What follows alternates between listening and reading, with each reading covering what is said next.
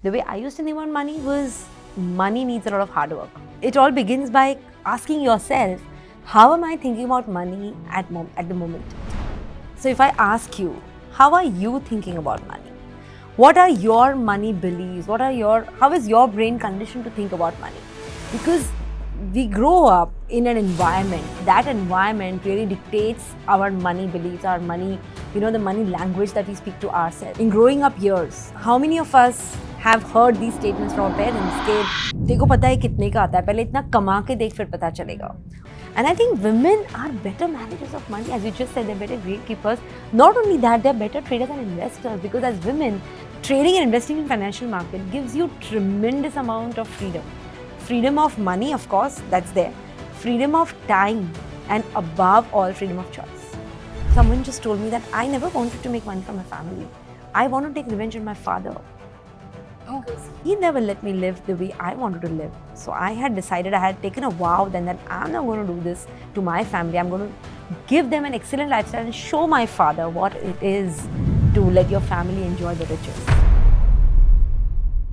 If you are struggling to create wealth and cursing every investment decision you make, this episode is for you. Benjamin Franklin said this way back that money makes money, and the money that money makes more money. Yet, barely do we know how to crack the science and art of making money that makes more money.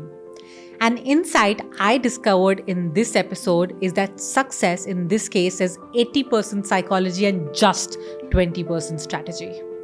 From discussing the psychology of money to women as wealth creators and managers, or the mistakes that everyone makes in their journey of wealth creation, my guest in this episode, Meghana Malkan, founder of Malkansview Training Institute and a high-performance coach, also awarded the Times Most Inspiring Women for West India 2021, has been empowering and coaching people into mastering the money mindset. Now, let's hear what this CXO talks.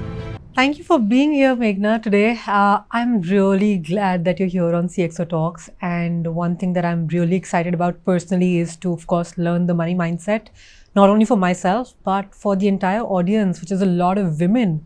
And I am really glad that we are having this conversation today. Thank you for doing this. The pleasure is totally mine, Sonia. Thank you. So, one thing that I'm always reminded of when we think about money, wealth creation, you talk a lot about financial independence, is this particular quote that I remember I probably got to know maybe during my college days, was that if you are born poor, it's not your fault. But if you die poor, yes, it is your fault. Totally. And you coach people into high performance. You coach people into creating the right mindset towards wealth creation. I'm curious to kickstart this conversation first by knowing what was your mindset before this happened for you, before you created Malkansview with Vishal. What was your mindset? Good question. The good starting point of this entire conversation when you're talking predominantly about money. So the entire journey has been, I was a corporate lawyer. I was doing a full-time job at the UB group. And the way I used to think about money, so there were we all have these predominant money messages, conditioning, what we call. Precondition. Our mind is preconditioned about money. The way I used to think about money was, money needs a lot of hard work. बहुत मेहनत करनी पड़ती है तब जाके पैसा बनता है. That was one thing. Second, the profession that I am in, I never used to believe that this could be a business or profession. I used to think trading and investing is a gamble. ये सब सट्टा है. It's just not for us. So these were the two predominant money beliefs with which I changed my profession from a corporate lawyer to a stock trader. Interesting. From a corporate lawyer to a stock trader, there was also this moment where, people actually get married to their stocks. Yes. You got married to a stock trader. Stock trader, yeah. How was that for you? So that was a complete shift for everything for me, inside as well as outside. So the very first time I encountered the proposal, they were family friends. So I said, so that's how we met. But then as I got to know that the guy is a stock trader, the first thing that came into my mind, the bell rang saying that he's a gambler, because I used to think trading is gambling. So I was not sold to the idea of getting married to him. Of course, he pursued the whole thing for 3 months, and that's how I got convinced, only on the pretext that he was an MBA in finance. And I was earning very well at that time. So I thought, कुछ भी गड़बड़ होगी तो वैसे तो मैं घर चला लूँगी, लेकिन आगे जाके if there's something happening, at least he can get a decent job because he's a finance graduate and management graduate. That's how it got rolling for me. That's how this new life began for me. Little did I know of all the excitement that was in store. An excitement that has led you to build such a big business. Tell me this, that after you started learning stock trading and you started to understand the nuances of what really enables people to create wealth by trading and investing in the right places. So long back, Benjamin Franklin had said this thing that it is money that makes money. And the money that makes money is what helps create more money. Right? But one person that I really follow is Naval Ravikant. And he says something very different. He says that it is not money that makes money, it is leverage that makes money. What is your thought on that? And if you could let me or help me understand, what is that leverage really? So let's understand, what do you mean by money making more money for you? It's like predominantly in our country, basically how people invest. People look at their savings and investments as investing into, we're more into traditional forms of investment. We love investing in gold, we love investing in buying properties, etc. The current ratio of number of people investing their amount, their money into stock market versus the number of people in the West who do the same thing is shockingly different. So in the West, you have more than 50% of people investing their savings into the financial markets. The same ratio in India is less than 5%. That's a huge gap, which means that people do not believe that their money invested into financial markets will make money for them. So your money, I'm not saying gold and property are bad investments, but we need to have a mix in a way. So when you put your money into financial markets, what happens to your money basically? Your money is, used by companies, leveraged by them to grow their business, and you get a pie out of their business. So essentially, you're putting your money to work. That's when you say you make money while you are sleeping. That's when we say when you invest in stock markets, your money is making money for you while you are sleeping. And that's literally what we teach. The kind of systems that we teach are all, suppose you take any trend following system, for example. The stock is into a particular trend. You invest money into that stock, and then your money is making money literally while you are managing your house, you are, managing a business, or you're under full-time employment. You could be doing anything, and your money is making money for you. So it's the leverage that you're using. It's the money's leverage to make investment on itself. So that's the whole point. And a lot of people think that money making is an act. It's an action. But from all that I've understood from your journey is that you can learn it. It's a skill that you can acquire. Right? So it does not have to be difficult as long as you have the right mindset. What inculcates, what are the things that you can inculcate as a part of that mindset to be able to understand here, this is how money works. I don't have to necessarily struggle to make money. What are those skills and nuances that you can learn about money? That is what I would love to know from you, Meghana. So Sonia, how it works is it all begins by asking yourself, how am I thinking about money at the moment? So if I ask you, how are you thinking about money? What are your money beliefs? How is your brain conditioned to think about money?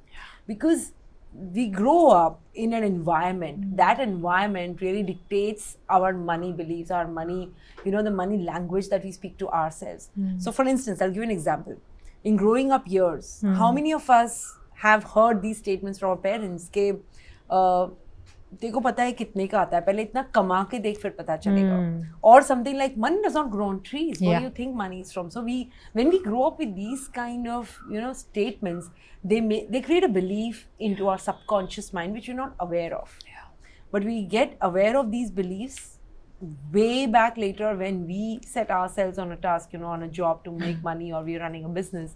I was not aware that I'm thinking about money in a very scarce, in a very, that money scarce. The scarcity mindset. Yeah, I did have that mindset because I used to see my dad working for 14 hours a day, not spending time with us because he had to run the house. And I grew up, it was unsaid, nobody said that, but I noticed that इतनी मेहनत करने के बाद ही तो पैसा आता है. So when it came to me learning stock market and trying to make money from stock market, it was pretty simple because in my earlier avatar as a corporate lawyer, I used to leave my home at 7 o'clock. I live in the western suburbs. I used to travel all the way to South Mumbai. That's a 2-hour journey, complete from door to door.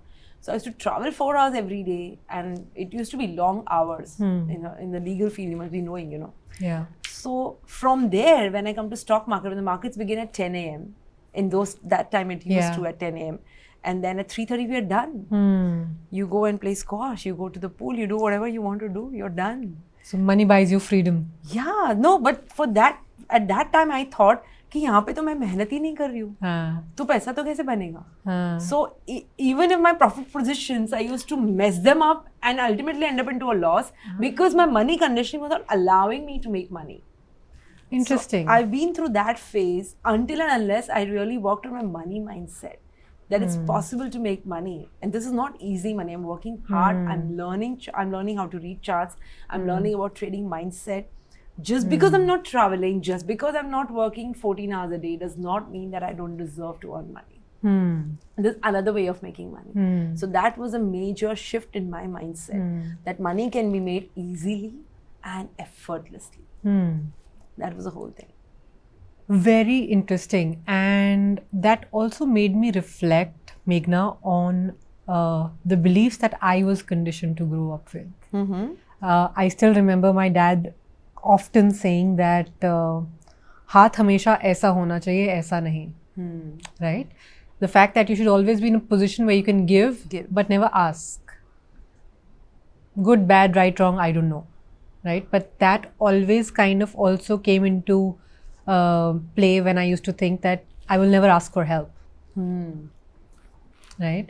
So yeah, I kind of really resonate with the fact that these money thoughts and mindset that we believe are actually a factor of what we grew up with, was conditioned in our mindset early on as children. And that also reflects on how we earn, how we save, how we invest. Yeah. And just when you just made this point, this is another important belief that we encounter when people come to us. When people, they want to learn, they want to create a parallel source of income for themselves. They want to create that financial freedom for themselves. But somewhere, we've all been conditioned to believe that asking for help is weakness. So when you ask someone, even it is like the same, it translates to asking a coach for help, that I need your program because I want to learn. So that is considered as weakness. And none of us wants to be perceived as weak, right? Yeah. And especially when it comes to money, we don't want to be seen as vulnerable. Yes.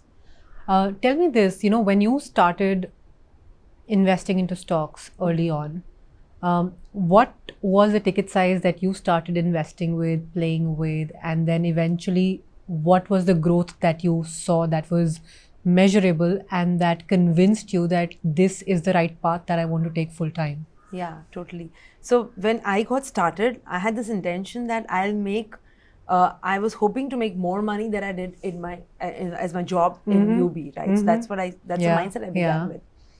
I started with a very less amount because I had, by the time I resigned, first it was just a temporary break, and then I resigned, and जो भी provident fund जो भी आया था, whatever savings I got from there, that was the only money I had to invest into the markets. So by that time I had learned, from basics, I'd gone to advanced, and I was pretty confident that I can do it myself now. So that was the time. So that was the only corpus that I had, which I started. I couldn't borrow more from my dad because he didn't have much. I couldn't borrow from Vishal because even he was struggling at that point of time. He was barely making his ends meet with his capital. So that's how I got started. And then I waited endlessly to cross that magic figure of, what is my monthly salary and how will I be able to make it, etc., etc. I didn't know that this is not this is not where I'm going to reach a day where, okay, ये महीने में मैंने वहाँ से ज़्यादा कमाई. It was never that way. It was always an average return that you make. Yeah. But that day was very far away because I faced, it was like, a big downturn. I lost all my money that I had This was invested. which year? 2008. Right. 2007, yeah. At the end of 2007. That was the time when the global recession hit. Yeah, no, the recession began surfacing around the beginning of 2008. Yeah. And the markets crashed in the end of 2008, October 2008. Yeah. So this was, I'm talking about the end of 2007. And this is how it happened. And then I had this, once I had a very interesting conversation with Vishal one evening where he was telling me, when I was discussing, I said, this is not working out for me. And then he narrated to me a very interesting story of, he asked me, जो लोग गुनाह करते हैं वो jail में जाते हैं. I said, yeah. तो बोला जो जेल में जाते हैं हर किसी को एक तरह की सजा नहीं मिलती है. If you commit a petty crime, like किसी का वॉलेट चुराया तो 1-2 महीने के लिए अंदर जाते हैं. But if you commit more growing crimes, you kill someone, you rape someone, you go in for lifetime, right? So he told me, Meghna, what is the difference between these two kinds of people? People who go in for a temporary piece to serve a temporary sentence versus people who go for a life sentence. I said, just the period that they're in. He said, no, there's a difference in the way they think. What is a person who is going inside, for just a couple of months thinking that I'm going to be out soon? It's just a matter of couple of months. और जैसे तैसे मैं गुजारा कर लूँगा because I'm going to be out soon. But versus someone who's in there for lifetime, what is that person thinking? That person is thinking कि अब मुझे यहीं पे गुजारा करना है. I have to make this a better place to live because this is my place. I better decorate the place and make it a happy place. And then he said, where are you? So this person is called, he said he's called a lifer because he's there for life. And then that got me thinking, and he asked me, are you being a lifer here? In this new profession, are you being a lifer? Are you making it a happy place, or are you constantly thinking that यहाँ पे नहीं चला ना, I'll go back to my job, I'll go back to my corporate law, or job as a corporate lawyer. So that really hit me hard that I was not thinking as a lifer. I was just kind of testing waters. I had not burned the bridges back then. I always had in the back of my mind, can I make my CV now? So paisa chala gaya now, again make my CV and start applying for jobs. So when I had a shift in that mindset, everything changed for me. My efforts doubled, the number of hours that I put in was way more than it was earlier. And that got me going. So that failure was bad. I would say it was very bad because that cost me my relationship with my parents, my in-laws, all of them. They were very upset. That already beta to nahi kar raha tha abhi, bahu bhi aake lag gayi, kind of. That was the story that they were running. But what a powerful sharing, Meghna. Are you a lifer? Are you a lifer? Yeah. And this actually reflects in everything in life. This applies to everything in life, right? Whatever you're doing, it could be trading, it could be your job, it could be anything. But just this shift, are you just temporarily looking at this as a thing that you make doing with? Or is it something that you are completely, wholeheartedly, fully invested into? Wow. With that, I think, I've been also thinking about the fact that when this happened for you, when this crash happened, you came out of it. And I'm sure there have been multiple failures thereafter also. There have been multiple mistakes that you may have made. One thing that often happens, especially when it comes to looking at anybody creating an abundant financial life for themselves, is that we always envy them for the right choices they make. You think about, envy may not be the right word, we might get inspired, we may envy them, it could be anything. It could be anything. You think about a Warren Buffett, you think about Charlie Munger, you think about anybody, you always think that these people have made some phenomenal choices, right? And somewhere you question your own choices, that do I have it within me to be able to make the right choices, especially after I've made a couple of wrong choices. So ऐसा तो नहीं होता है that you would never make any wrong choice, any wrong decision in your investment journey. So for you, what were some decisions that probably, as you reflect on in the hindsight, make you see that, these were the wrong decisions that I potentially took? and that you would want to probably share with the audience that I would love to. these are the things that they can be more careful about when they're looking to build their wealth and create financial independence for themselves? Totally. So the first wrong decision that I took was to get started on this journey just by learning a few systems, just by getting hold on technical analysis. That's how we decipher and trade the stock market. So once I learned that was a mistake, because I wasn't knowing any better at that point of time. Mm-hmm. Of course, I had a huge help from Vishal, who kept guiding me all the time that you should read these books and you should be doing this. But then I'm glad that he just let me explore my own journey, because some lessons are powerful only when you learn it yourself. So that was one thing. So then again, I had to retract, come back, work on my money mindset, work on my belief systems about markets, about people, about all of it, about money especially, and then come back again. The second mistake that I did was trying to do it all by myself. Mm-hmm. That was when my self-education began. And I realized this is not working for me. That was when my journey began with educating myself first, self-education. So in spite of, that time I had 3 degrees to my credit, but, I used to pride that I have 3 degrees, etc., postgrad degrees. But then none of it helped, none of it worked. I had to educate myself on high performance. I had to work on my abundance mindset. So all these, the courses, the programs, the coaches, the mentors, all of them, that's where my real learning happened. Of course, none of the education went waste. The postgrad education, all of this made me the smart person that I was. But the smart person did not have the right mindset. So then I had to go back and start my whole journey on educating my mindset. You said a very interesting thing, smart person with the right mindset. Yeah. So would it be fine to say that a smart person with a bad mindset or a wrong mindset is a bad combination, but a not so smart person with a good mindset, especially around money, will do much better than the other? Totally. It would be not the right statement to say do much better, but would find it easier to navigate the path ahead, because your competency can always be developed as you go ahead. Because you can realize skill building is not as important, is not as difficult as mindset building. That's why we always say business development and personal development go together. Ours is a course on, we coach predominantly on stock markets, but we have this 1-year program that helps you become a professional trader. If you have to chart out, the kind of content that you have to study in this 1 year, is so much of it is on mindset as is on the technical analysis. So much of it, because it's so easy. The systems that we teach, Sonia, are literally the system that make money for people, that make money for us. They're all free on YouTube. They're all there. It's not about the system. It's never about the system. How many of them have really gone to YouTube, learned the system, followed them and made money? No, it's not possible. You need the right mindset. So that's why major part of our coaching is on mindset.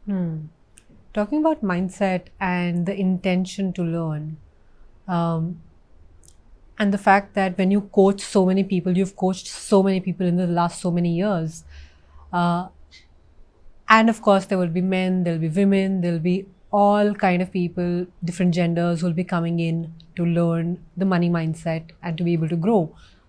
What is it that you see is different when it comes to different genders, knowing the fact that women are considered as great gatekeepers of wealth, phenomenal at managing money and in fact creating money, yet we always live with a self-doubt.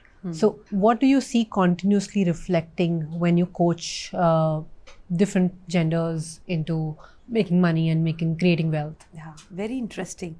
So there's been initially when we got started and we had just opened the doors to the institute, in a room say full of 100 people, there used to be like 2-3 women out there, because predominantly they thought this is a male dominated field. Right. So this was the thing where I used to see in women. First was lack of confidence. There's no confidence that I can do it myself. The decisions that I will take are going to be sane enough to keep my family safeguarded. Family is going to be good. That was the first thing. Second thing was exposure. the kind of exposure, and this is all, I'm not saying the man in the family is stopping the woman from getting themselves exposed into the outside world. It's just that you don't take the initiative to expose yourself, to know what is happening outside, know how the financial market's doing, and it's just not even about stock markets. What do you know about different kinds of businesses that are happening in the country? What is where is inflation? As simple as that, simple basic questions. So that is where it comes to. A lot of it has got to do with the men as well, because that's what I believe predominantly. I wouldn't have been where I am if I wouldn't be nudged and pushed by Vishal to continue exploring new heights. I think that's really important. So that a majority of my thing goes to the men in the program, that, bring your women out there, get her out, make her sit next to you when you're learning. You're paying for just one person, but I want two of you all to sit and learn the whole thing. Learn it together, because that helps in bonding between themselves, as well as she gets to know your part of world. What are you doing? That increases her confidence. But over the years, we've seen the shift happening. So now if I compare the same thing, the ratio of 2 women versus in a room of 100 has gone to maybe more than 20. We have a lot of women taking up our courses and programs, and a lot of women participants. We're running this challenge right now, which we just the money challenge, which is attending more than 4,000 people. Wow. And more than 20-25% of them are women, which is very encouraging. So if you were to give a message to the men out there, that this is how things will change if they wholeheartedly and with a lot of energy start supporting women in their families, in their circles, to come out and learn the money mindset, what will be the message, that what will change if they start supporting? Yeah, if they start supporting, it's like you're helping her come out of the closet. And I think women are better managers of money. As you just said, they're better gatekeepers. Not only that, they're better traders and investors, because as women, we have a checklist. We kind of checklisted all the things that are essentially required to be a good trader investor. We are excellent at risk management. And that is what is needed here to succeed, at trading and investing. We are excellent at diversification. We know very well how it is. So all these things, and I've seen in my own journey, I've seen with myself as well as all these women that I've coached in the last 15 years, they are better traders. They are very good traders and investors compared to men. You see them growing better? Yeah, growing much better. So it's upon men, to really help them take away their burden of, taking care of this. And we do have students here. Where they enroll along with their better half, and then they exit. They just do this 1-year program and they exit. And then the wife is, she's the one who is continuing to manage the whole portfolio. Wow. Which works out wonderfully for them. Reminds me of the time just before demonetization, when there were these memes going on that all the moms in the house, the grandmothers, they started taking out all those Purana notes that they had saved in their chawal ke banni mein, ya kahin pe, in their small pockets or wherever. They had kind of rolled those notes and they'd saved that money, right? So much money, So much money that women naturally tend to just save. It comes just Griha Lakshmi, it just comes naturally to them. Yeah. So you don't have to make that kind of effort. So I tell, and this cause is especially so close to my heart, women and financial independence. Yeah. We could talk the next 4 hours and just on this topic, when it comes to this. But I would just tell them that all you have to do is just be your natural self. It's there inside you. Yeah.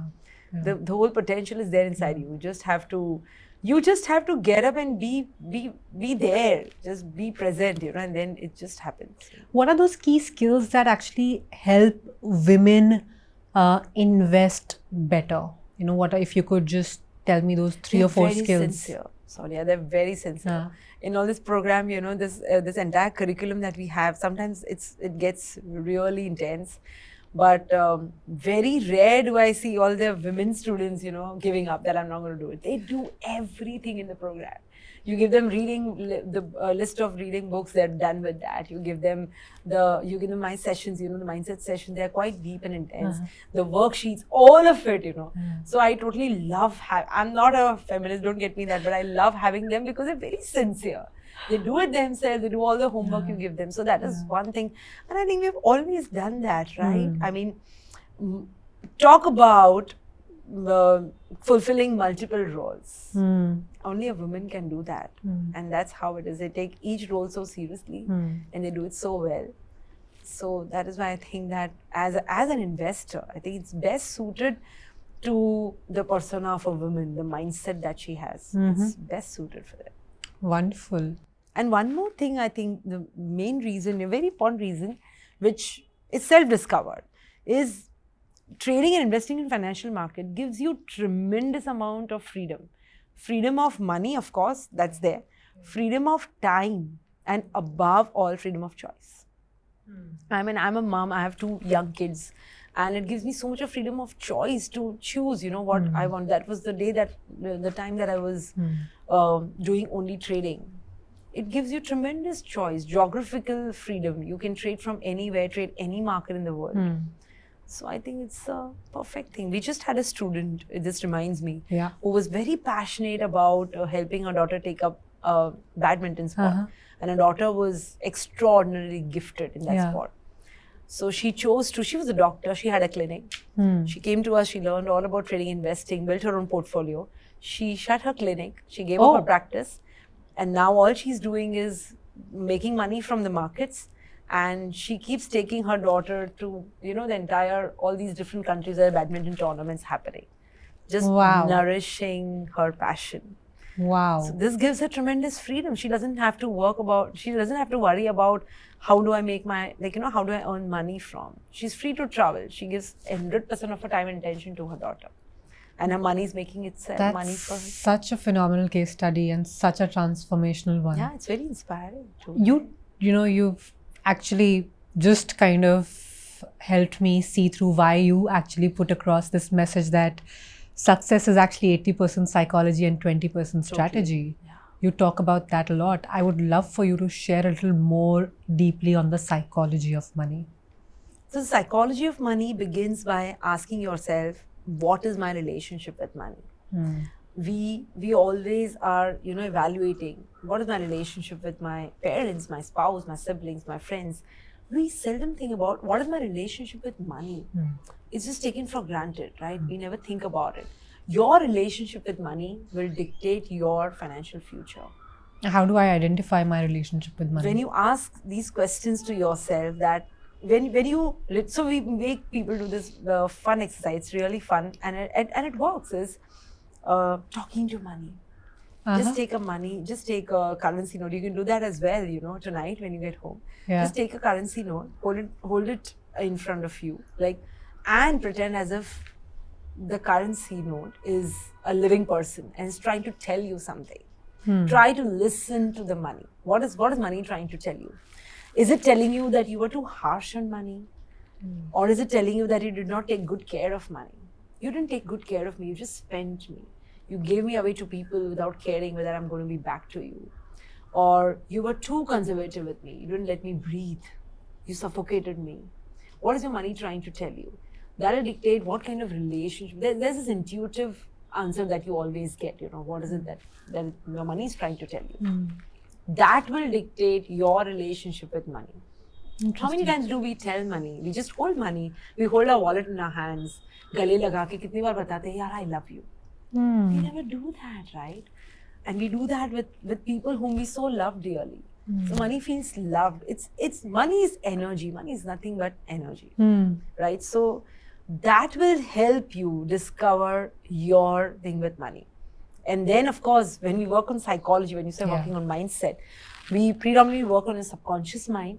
So there are these ways in which, you access the subconscious mind. You work on these years of, ऐसे बोलते हैं ना, बड़े सालों के लेप लगे होते हैं subconscious mind पे. It's deep ingrained down. It's like a you don't onion, even know. right? Yeah. So I don't know what I'm thinking right now, but so many other things in life, unless and until I encounter them. Unless you are encountered with scarcity of money, you don't know what your money believes in. Because we don't consciously sit and do this exercise, okay, अब मुझे मेरी money के साथ relationship के बारे में discover करना है. So that's how it is. So we do these, we help people with, making them do these affirmations. That money comes to me easily and effortlessly. I live in an abundant universe. So when you make these, you must be knowing about it. Yes. When you make these repeatedly, Yes. believing that they're true. Yeah. And then we have a lot of meditations, we have transmission processes. So various ways in which it helps you work on the money mindset. That's why we say, and once all of this is sorted, it's surprising. The same person not able to make money with the same systems are now able to do it effortlessly because they have worked on their money mindset. So money is just one part. There's also the confidence that we work on. There's also the clarity on why you want to make money. What is it that you want to make money for? So when you talk about clarity, help me understand, how do you get clarity on why does somebody want to make money? What are some tools that they can explore and work along with to get clarity? Why do I want money? Yeah. So the first question that I ask you, why? Yeah. It'll always come, I want to make money because I want to run my house. I want to provide a better lifestyle to my family. I want to live a better lifestyle. Right. I want to create something Yeah. in my life, right? And then what we do is we go deeper into those whys. Why do you want a better lifestyle? Why do you want to create generational wealth? Yeah.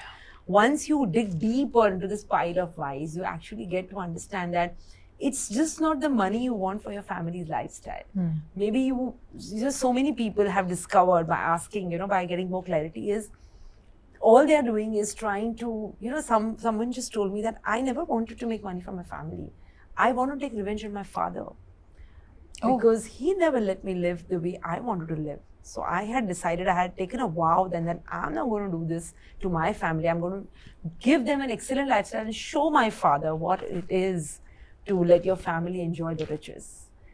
That was his why, and that was he was after, under the garb of providing, livelihood to his family. And the moment that was done, he lost all his interest into trading and investing because his why was done. He was done with his why. So that's what it is. And he was surprised that itni lifestyle ke maine kaam kiya. Or a more lifestyle, I am giving my family this lifestyle, but why am I not motivated now? What's wrong with me? Have I lost it? What's wrong with me? And he was a high performance. He was a big entrepreneur, big shot entrepreneur, and doing very well at trading and investing. Suddenly losing everything. Suddenly his trades are turning into losses. Business deals are not happening. But then we discovered together that your why is done with. You no longer have a why. You want to take revenge and your revenge is done with. Now you have to find another more meaningful why. This was not a meaningful why at all. So that makes a lot of difference. That example that you shared of the student literally gave me goosebumps. Because this can be such a powerful discovery, and I can't even imagine that, that moment when he must have just dropped investing and dropped making any further wealth. That must have been quite a moment. Thank you for sharing that. Thank you.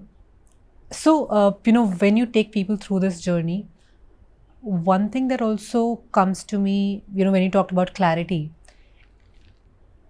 and again, this is not a question that I'd thought of, but it just came to me when you talked about it, is that a lot of people in the process of wealth creation, because they're not probably clear on why they want to create wealth. I see so many entrepreneurs, so many people who are busy making money and making their money make more money, that they lose out on their health.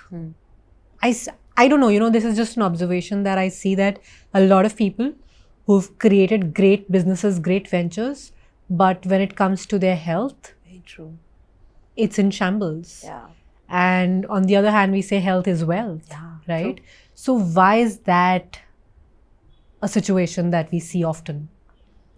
Because we feel that money is the end all do all of everything, because whatever in our growing up years, when we faced any problem, we have linked that to money. There's not enough money, and that's why we're having these problems. The strain of relationships, or getting good medical care, all of it we've grown, and that's why we always propagate that life is a holistic approach. In fact, we have this wheel which is called the wheel of life, where we say success, it's just not about money. Success is health, wealth, and relationships. I think relationships are is the third pillar that completes the triad: health, wealth, and relationships. Because all of it is useless if you don't have anyone to share this with, or fulfilling, thriving relationships.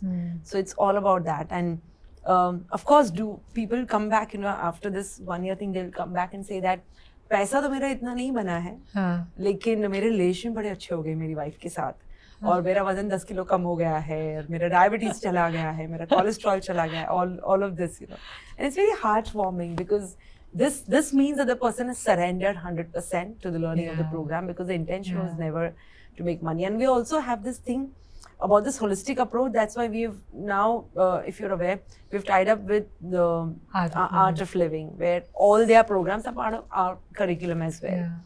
Because again, money, you think that money gives you happiness, but money does not give you happiness. Then what would give you happiness? So let's understand the basics of happiness. What is called being happy? So that's what I've been with Art of Living for more than 22 years now. I thought it's a wonderful way to give that holistic approach to their learning.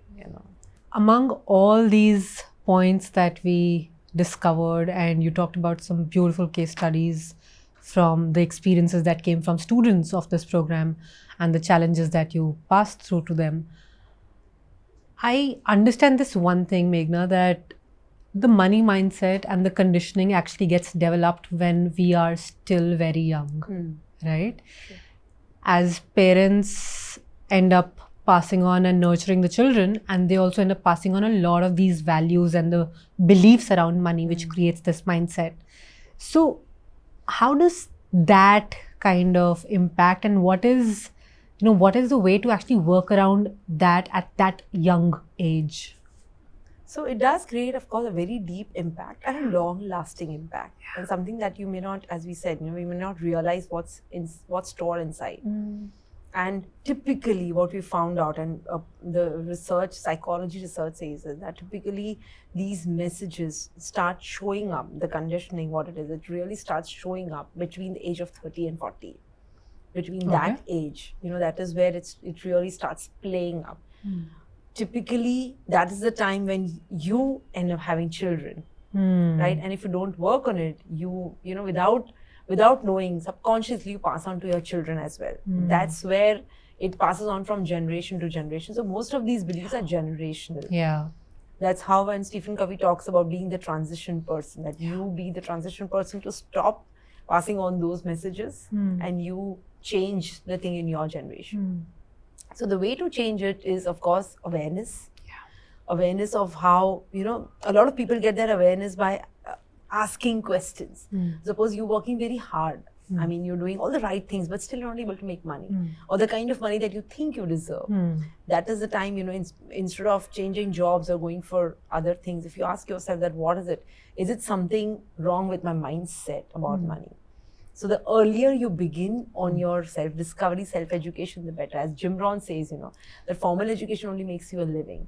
Self-education makes you a fortune. So I believe all of us should get started on your journey of self-education as soon as you can. Mine started at 28 years, which I believe is pretty late. But then there's never a timeline, right? When the time is right, the teacher or the guru just arrives. So as soon as you begin, I think that's better.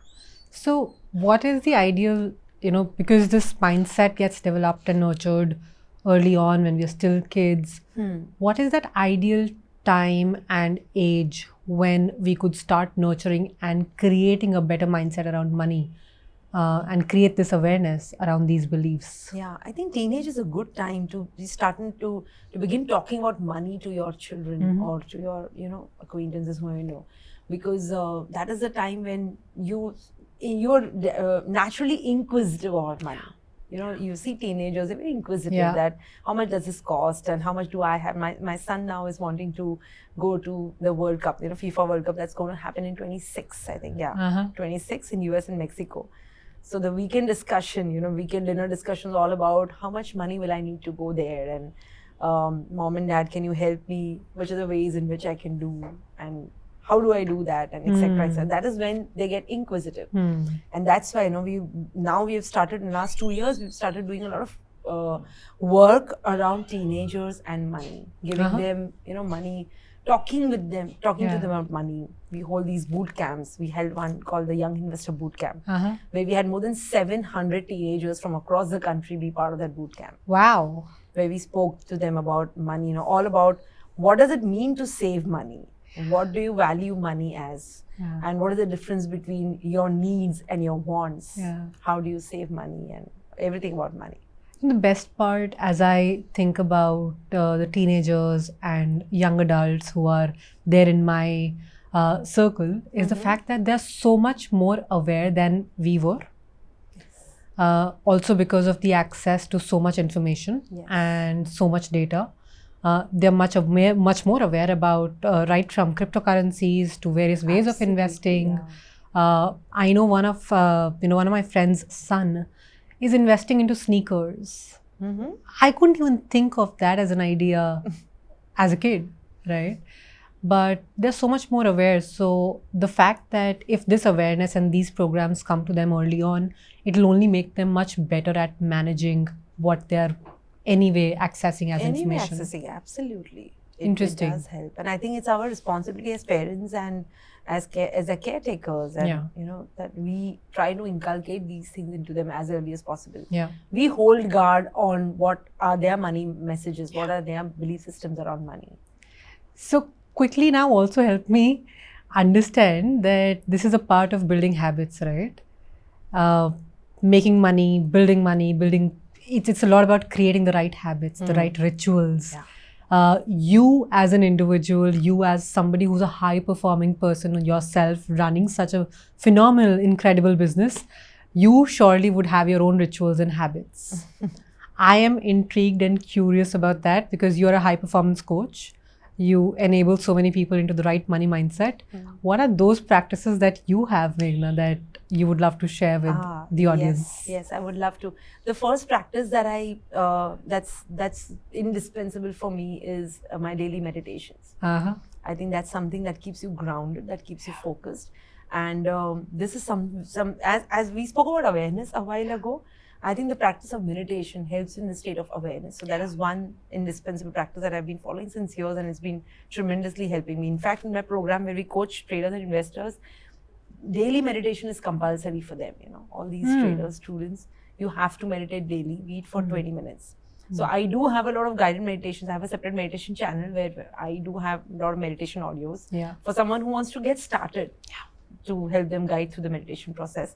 The second habit, which I believe is very beneficial for which may not have a direct connection with money making, is writing down your gratitude daily. That is another thing which I've been doing since years, and that causes a tremendous shift in your mindset. It brings it to the whole vibration immediately goes up. That is the second thing. The third one is reading, which is again an indispensable thing. That's again a compulsory thing for our students. Daily 30 minutes आपको read करना ही है. So they sometimes wonder कि हम लोग training programme में आए या कौन से प्रोग्राम में आ गए हैं. कि हम स्कूल में आ गए. I know, meditation करो, read करो, etc. But I think that's really that's what Jim Rohn talks about, right? Self-education. So I think these are a few habits. They don't require much of your expertise, not much of your time, just consistency to do them daily. I think that's one thing I strongly believe that separates people from, that separates achievers from, I would say, I wouldn't call them failures, but people who are struggling to be an achiever. Is this the consistency of doing small little daily things? Interesting. As you talked about the last part about book reading and that habit creation, one thing that struck me was the book Atomic Habits by James Clear. He says that, the moment you take away the part that it is an objective or goal driven, but center the habit around your identity, it becomes so much more seamless to inculcate. Totally. Yeah. What is the book that you're currently reading, and maybe some recommendations that you would want to pass on to the audience? Multiple books going on at work. I'm reading Napoleon Hill's book, The Mastery to Riches. Oh, wow. It's an amazing book. I've just discovered it and I was very curious to read it. And personal for leisure, I'm reading a lot of Rumi's work these days. Lovely. That's a small little book called Rumi's Book of Love and Laughter. Yeah. Which has become my hot favorite these days. That must be so soulful. Yeah, that is. Yeah. Great. At this point, I want to also ask you a question that we have from one of our community members. Her name is Garima Gulati Bhutani. She, in fact, interestingly works in the wealth creation space, but with client associates, which is working on managing wealth portfolios for others. the question that Garima has is that how does one focus on wealth creation when there is a purpose of giving back to the society by funding or by time to an NGO or a similar cause? And she's asking more from the perspective of being in her midlife, and she feels that this is a realization at this point in time, and she wants to give back to the society. Totally. So should it be time? Should it be funding? And how does she go about it? Well, if I think of it, because even I'm in my midlife as well. So I think the way I would approach it is, if I want to give back to society, I would have it a combination of my skills that I have mastered over the period of time, my time, because I think that's the most valuable resource, and my money. I think a combination of this would really help. If I would think, of a society filled with men, women, teenagers, young adults, children, how do I put my skills to the best use by educating them, by nourishing them with the right content, and by giving my time to do that myself. And of course, funds to make it a better place, maybe create a small institute or whichever best way that I can to help them do that. I think this could be a very great combination, and it would give me a lot of satisfaction to do that. Absolutely. Because had not those coaches and mentors been there for me and given me a pie of their skills, a pie of their time, I wouldn't be serving so many people at this point of time that I do. True. I think you created just the right formula.